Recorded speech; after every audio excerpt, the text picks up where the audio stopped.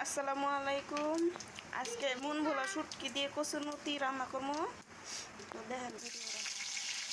কচুরমুতি, মন ভোলা শুটকি, পেঁয়াজ মুড়ি হয়ে গেছে। নাড়ি চেড়ে দিয়ে মশলা দিই,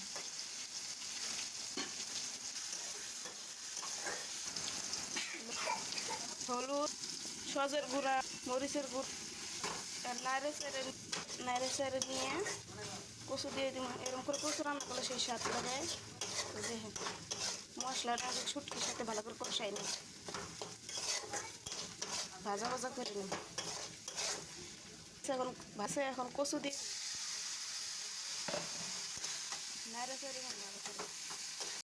সেটা হচ্ছে ঝোল দিয়ে নিছি। এই যে দেখেন কত সুন্দর দেখেন গাতেছে। ঢাকনি দিয়ে দিব।